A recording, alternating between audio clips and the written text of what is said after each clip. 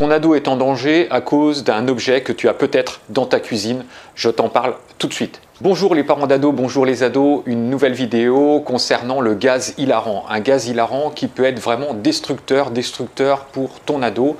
Donc écoute bien et à la fin de cette vidéo, je vais te donner tous les dégâts, les vrais dégâts que ça peut causer. Ça a causé des morts, notamment à un jeune de 26 ans dans les Vosges. Donc comme d'habitude, tu t'abonnes à la chaîne pour recevoir tous mes conseils. Tu cliques sur les notifications et si tu aimes cette vidéo, eh bien tu me mets un pouce. Donc un gaz incolore, un gaz inodore qui ne coûte pratiquement rien, on appelle ça le protoxyde d'azote. Alors où ton jeune va le trouver? Eh bien il va le trouver dans ta cuisine. Ce sont les petites cartouches métalliques qui servent pour faire la crème chantilly. Les siphons à chantilly, eh bien tu utilises ces petites cartouches et à l'intérieur il y a un gaz qui s'appelle le protoxyde d'azote. C'est un gaz hilarant et qui peut provoquer des dégâts. Quand ça sort du siphon à chantilly, voilà j'y arrive, eh bien ça sort à environ moins 50 degrés. Donc si il l'inhale directement depuis le siphon, eh bien ça va provoquer de graves brûlures. De graves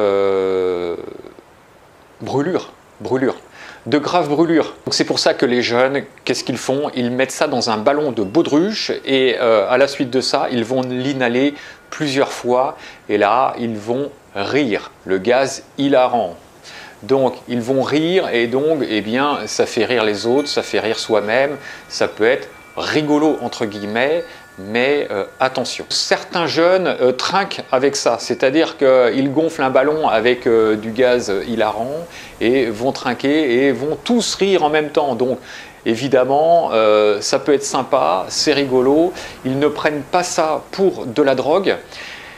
Alors, c'est chez les 13-14 ans, ça marche énormément, donc faites très attention, surveillez-les, parce que s'ils en consomment de trop, et je te dis ça à la fin de la vidéo, je te donnerai toutes les causes, les effets que ça peut provoquer, des effets qui peuvent être irréversibles et ça peut aller jusqu'à la mort. J'ai des témoignages de certains jeunes qui me disent on a l'impression d'être en dehors de notre cerveau, de notre esprit, on a l'impression d'être dans une montgolfière, on a l'impression de planer, tous nos sens sont confondus. Donc vraiment, il y a des réactions psychoactives, c'est-à-dire que le cerveau est impacté. Comme les jeunes veulent aller de plus en plus loin, eh bien, ils associent ça avec soit des stupéfiants, soit de l'alcool, soit du GHB, et les effets sont encore plus forts. Et c'est là qu'on arrive à des effets dangereux. Aujourd'hui, c'est le 3e psychoactif chez les jeunes de 13-14 ans. Donc c'est incroyable. Pourquoi? Parce que c'était alors en vente libre. Aujourd'hui, c'est interdit à la vente aux mineurs. Mais on le sait très bien, c'est comme la cigarette, c'est interdit à la vente aux mineurs. Mais combien de mineurs voit-on avec une cigarette à la bouche? Il suffit de demander à un majeur d'aller acheter des cartouches et puis voilà, on fait son affaire. C'est également très facile de se procurer des cartouches sur Internet. En plus, ça se vend par pack. Donc le pack de 600 cartouches, 200 €. Donc ça revient à peu près à 35 centimes la cartouche. Donc 35 centimes, c'est vraiment peu cher. Sur certains sites internet également qui vendent les cartouches, eh bien les cartouches vendues, on offre les ballons. Donc on incite vraiment. Il y a aussi parce que tout le monde n'a pas un siphon à chantilly. En plus, un siphon à chantilly, je sais pas, vous voyez, c'est haut comme ça. Donc c'est difficile de transporter ça dans le sac à dos quand on va à l'école ou en classe, parce que certains jeunes, évidemment, le font en classe.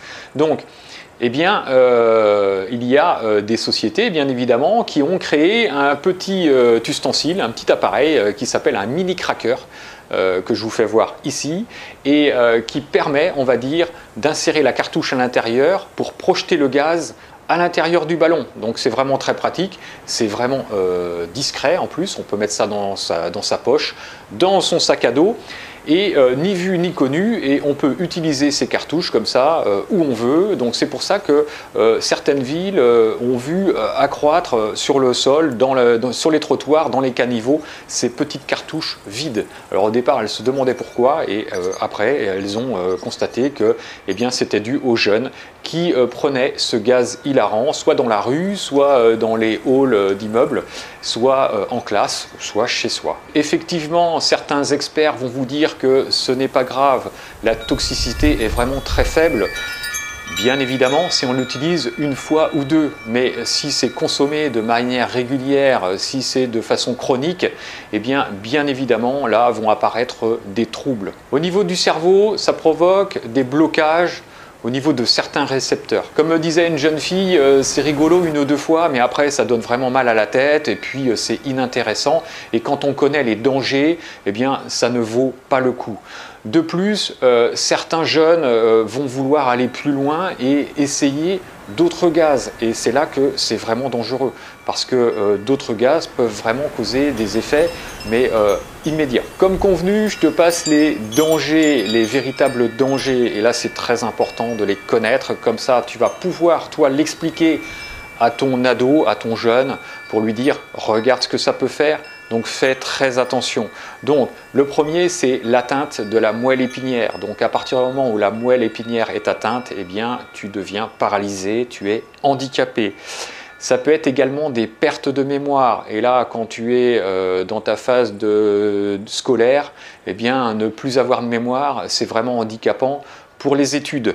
Ça peut être aussi un trouble de l'érection, donc bien le dire aux garçons. Je pense que là, dès qu'on va leur parler de l'érection, peut-être que ça va leur faire un déclic. C'est également une carence en vitamine B12. C'est également de la paranoïa, on devient parano. Donc là c'est pareil, c'est un effet qui fait flipper, quoi. C'est aussi des hallucinations visuelles, on va voir des choses. Alors une jeune fille me disait qu'elle voyait des carrés verts, voilà, en permanence, quand elle fermait les yeux. Et ça peut être aussi un trouble du rythme cardiaque. Un trouble du rythme cardiaque. Donc je t'en parlais au début de la vidéo, il y a eu un mort dans les Vosges, et d'après les premières constatations, comment ça s'est passé? Eh bien, comme je te le disais, le gaz sort à -50, et il n'a pas attendu que le gaz s'est réchauffé, il l'a directement inhalé, c'est allé dans les poumons, et ça a fait un blocage au niveau respiratoire. Donc, -50, ça peut, on va dire, geler les lèvres, ça peut geler les poumons. Le fait que les poumons soient attaqués, il y a eu aussi le cœur qui a lâché, et la mort est venue tout de suite. Donc il a fait une crise cardiaque, un œdème pulmonaire, donc c'est très grave. Lorsque j'ai préparé cette vidéo, j'ai été surpris de voir que même dans Oggy les cafards, c'est un dessin animé qui est vu par les tout petits, et bien dans Oggy les cafards, on parle de gaz hilarant. Donc ce qui est incroyable, c'est que même les tout petits peuvent être confrontés à ces effets artificiels en regardant des dessins animés, et moi ça me choque. Surtout, faites autre chose pour rigoler, faites des plaisanter, il n'y a pas besoin, on va dire, de gaz pour rigoler. Plein de choses peuvent faire rire, allez dans un parc d'attractions, faites des choses marrantes, mais surtout n'utilisez pas de choses, de substances de synthèse, de produits chimiques pour rire. Donc en tout cas, moi ce que je vous souhaite, c'est de belles journées où on rigole, mais surtout pas, n'utilisez pas ça. Donc parents, eh bien regardez de temps en temps, hein, s'il n'a pas des ballons à l'intérieur, hein, les ballons de baudruche, tout simple, s'il n'a pas ça à l'intérieur de son sac. Voilà, faites des vérifications de temps en temps, c'est pas s'immiscer dans la vie privée de son ado, au contraire, c'est de faire un petit contrôle et puis de faire de la prévention. Comme je dis toujours, mieux vaut faire de la prévention que de guérir. Quand on guérit, essayer de guérir, eh bien c'est que le mal est déjà là. Et tout ça, ça passe par une bonne communication avec ton ado. Donc pour bien communiquer, eh bien, tu as un lien ci-dessous, je te le donne, tu as des vidéos, je te donne des vidéos qui te permettent, on va dire, de mieux communiquer avec ton ado. Il y aura aussi une fiche qui te sera envoyée par mail que tu auras également pour mieux connaître ton ado. À partir du moment où on connaît ses ados, eh bien, on peut mieux prévenir et on peut mieux, on va dire, avoir d'interaction avec eux. C'est très très important. En tout cas, je te dis à une prochaine. Allez, ciao ciao!